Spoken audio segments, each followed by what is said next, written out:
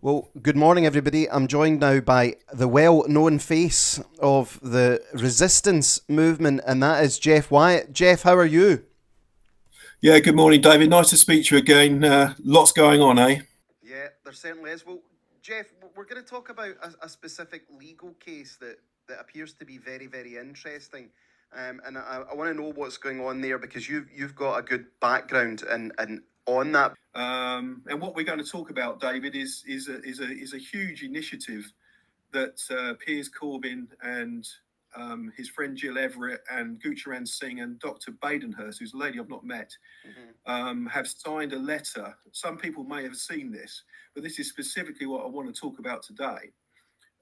They signed a letter and delivered a letter to the Health Secretary, Sajid Javid, last week, pointing out to him that there is a low county court judgment ruling on a case where an NHS employee was taking the NHS to court over a grievance. And this county court judge ruled, and wait for this, that NHS employment contracts are not contractual.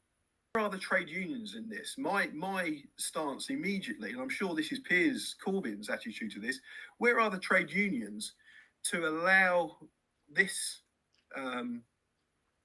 false judgment to go forward without challenge?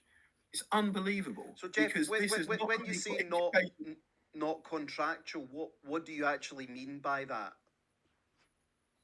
Good point. I'm no lawyer, but what it says to me is a judge is saying that a contract of employment for an NHS employee, which was this individual, it was him versus the NHS, and the judge that was hearing this case summed up by saying that NHS contracts of employment are not contractual.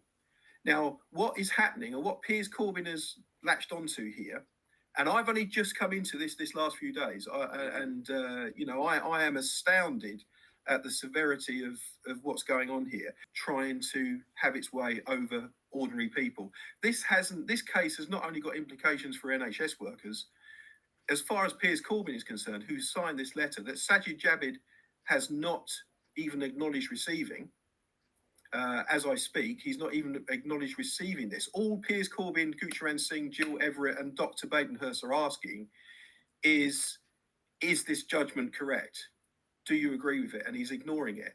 It's a situation now where those four signatories to this letter have written to the President of the Supreme Court, Lord Reid, and asked him to intervene immediately because of the severe implications, because of all the people in the NHS and the care work sector that are being sacked today, last week, next week.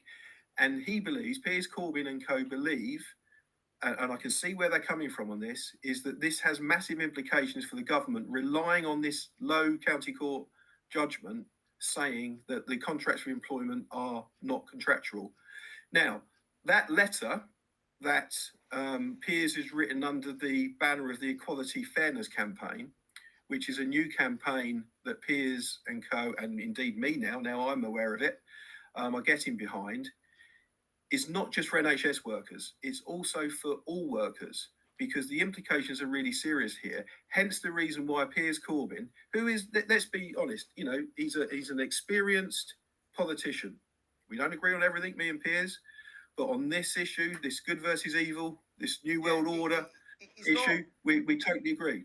He's not stupid, Piers. I know there's this image that is being portrayed in the MSM, and sometimes Piers can be guilty of that himself as well, but we've had Piers on the show, and actually when you talk with him, he is very knowledgeable about employment law, about what's really, really going on.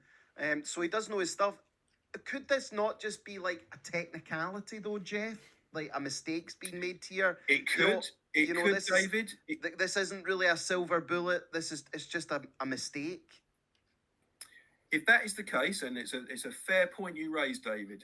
If that is the case, why has Sajid Javid not answered the letter that Piers sent? And what I suggest you do, if you allow your viewers to see a copy of that letter, which is a public document, Piers has made it public. and they've not even acknowledged it at the Department of Health, which is why Piers Corbyn has now had to write to the Lord Reid, the Supreme Court judge president, and ask him for his opinion and asked him to adjudicate on this, if that's the right word to use. What Piers is using here is the right that every citizen has got in this country to go to the Supreme Court when they think an unsafe judgment has been called. And it has massive implications for all workers' rights in this country and also around the world, because a lot of countries look at England and Great Britain for their legal precedents. So Piers is waiting for the Supreme Court to answer him. What he's relying on is the procedure of intervention, the same as Gina Miller did when she was holding the government to account over the Brexit situation, the same as the Muslim girl Begum asked the Supreme Court to intervene in the fact that she's not allowed back into this country, the jihadi bride. It's the same mechanism being used, I believe, from what I've seen of it, quite rightly. I think this is massive, David, and I think your viewers need to be aware of it. And I'm sure Piers will be doing a follow-up video very, very soon, once he's had some sort of acknowledgements from the Supreme Court. This court has already concluded that the Prime Minister's advice to Her Majesty was unlawful, void, and of no effect. This means that the order in council to which it led was also unlawful, void, and of no effect, and should be quashed. What about people who would say the courts are so corrupt they can't be trusted anyway? Because that is a feeling shared by many, many people, that they are just a tool of the regime. What would you say about that? Fair point. But let's hope that's not the case, because if that is the case,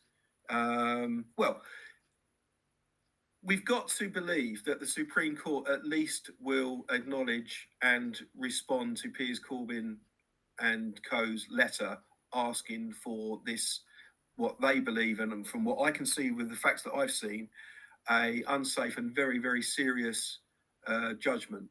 The very least they should do is listen to the argument. Let's see what the Supreme Court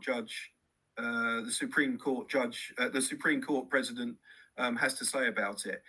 The letter only was received by the Supreme Court earlier this week, so we need to give them a bit of time to read it and respond to it. But we'll cross that bridge when we come to it.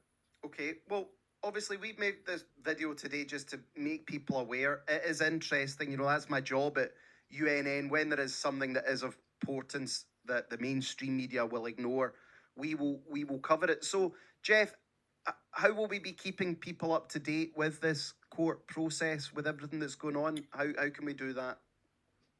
Try and follow what Piers Corbyn and his media assistants are doing. They've got their finger right on the pulse. Okay. So I'm getting my information from that camp. And I'm sure Piers will be giving us an update very, very soon. He is probably doing the right thing at this moment in time and allowing the President of the Supreme Court to read and acknowledge and respond to his request at this most serious matter. Because we are now seeing a situation, we believe, where the government are relying upon this judgment to effectively sack people because they are not taking a jab. This is tyranny, this is fascism, and this, we think, is a way of the government cleverly using a previous low county court judgment in their favour. Let's see what the Supreme Court respond with, because Sajid Javid has not responded, which in itself is an outrage. These are early days. These are early days, David, but I felt it was important to tell you and the viewers of what I think is a very important initiative here. Interesting. Well, Jeff, thanks again for your time, and thanks for all the work